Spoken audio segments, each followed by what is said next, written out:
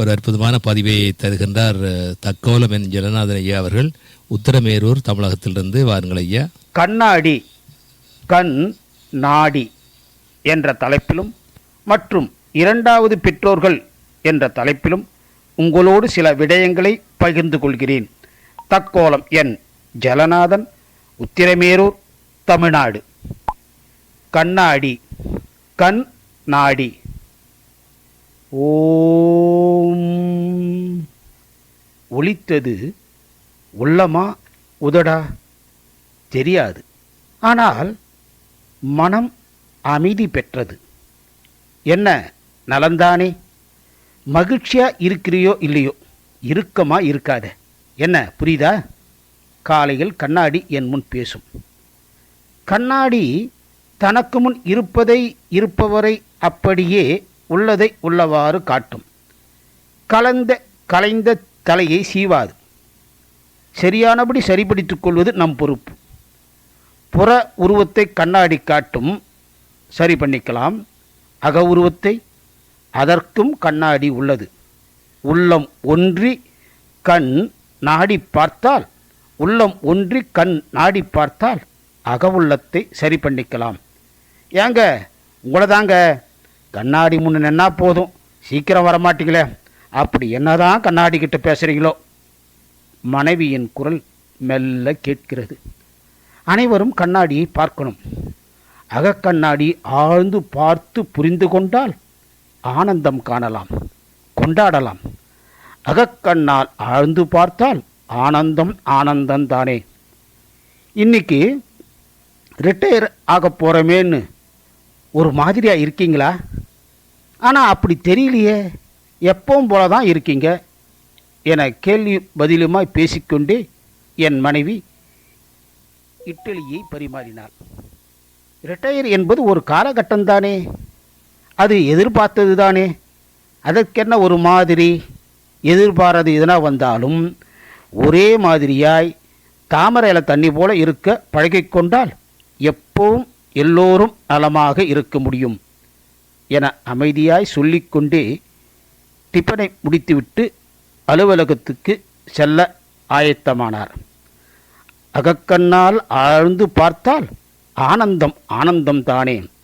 அகக்கண்ணால் ஆழ்ந்து பார்த்தால் ஆனந்தம் ஆனந்தம் தானே. ஓம். மனம் மீண்டும் ஒலித்தது. அடுத்து இரண்டாவது பெற்றோர்கள் பற்றி உங்களோடு சில விடயங்களை பகிர்ந்து கொள்கிறேன். டேய், கையை நீட்டு. சார் சார் நாளைக்கு. நீட்டு. அம்மா மூச்சு, சத்தம் வரக்கூடாது. நாளைக்கு எழுதல. வந்தோமா, பாடத்தை நடத்தினோமா, போனோமான்னு இல்லாமல் எதுக்கு பையனை போட்டு அடிக்கணும்? நாமும் தான் வர்றோம் போகிறோம். எந்த மாணவனையாவது ஏதோ தொட்டாலே போச்சுன்னு அங்கங்கே பிரச்சனையாக இருக்குது. அடி வாங்கின பையனோட அப்பா ரவுடியான். எப்படியே ஸ்கூலுக்கு வந்து அந்த ஆள் வரத்தான் போகிறான். நம்ம கூட வேலை செய்கிற நம்ம சாரை நாமே இப்படி. எங்கே அந்த வாத்தியார்? நான் சொன்னேனே, அந்த அப்பா, அந்த பையனோட அப்பா இவர் தான். எங்கே வாத்தியார்னு கேட்டேன். கோபப்படாதீங்க ஐயா, உட்காருங்க. வாத்தியார் கிளாஸில் இருக்கார். எனக்கு அந்த வாத்தியாரை காட்டு. நீ தான் அந்த வாத்தியாரா? நீ தான் என் மகனை அடித்த வாத்தியாரா? சார் அமைதியா ஸ்டாஃப் ரூமில் உட்காந்து. யோ, நான் உங்ககிட்ட பேசலை, அடித்த வாத்தியார்கிட்ட பேசுகிறேன். நீ தான் அடிச்சியா? ஆமாங்க. இங்கே வர்றதுக்கு முன்னே உன்னை பற்றி விசாரித்தேன். சீக்கிரத்தில் அடிக்க மாட்டியாமே. என்ன பண்ணுறது, அடிக்கக்கூடாதுன்னு தான் பார்த்தேன். படிக்கக்கூடிய பையங்க செய்யலை எழுதாமல் நாளைக்கு நாளைன்னு தள்ளிக்கின்னு வந்தான். ஆனால் இன்றைக்கி எழுதி காமிச்சிட்டாங்க. வாத்தியாரே நல்லா போடு. என்ன அப்படி பார்க்குறீங்க? என் மவன் அழுதுக்குன்னே நீ அடித்ததை சொன்னான். எனக்கும் மேலே கோபமாக வந்தது. ஆனால் அழுதுக்குனே இருந்த என் மவன் படிக்க உட்கார்ந்தான். அவன் படிக்கிற குரலை கேட்டேன். ஐயா ஐயா, எங்கள் அப்பாரு என்னை பள்ளிக்கூடத்தில் விடும்போது வாத்தியார்கிட்ட நல்லா படிக்கலைன்னா கண்ணை மட்டும் விட்டுட்டு மற்ற இடத்துல சாத்துங்கன்னாரு. நான் தான் படிக்காமல் போயிட்டேன்.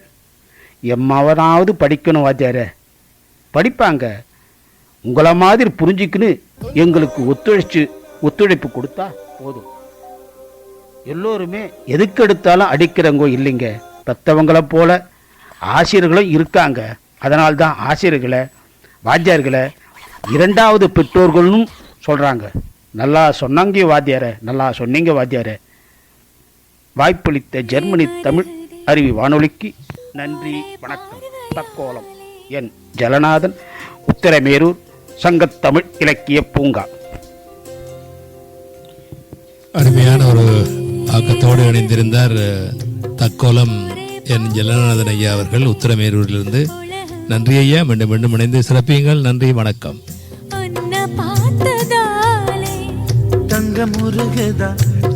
நீங்கள் கேட்டுக்கொண்டிருப்பது காலை கதம்பம். இது தமிழருவி வானொலி, ஜெர்மனி.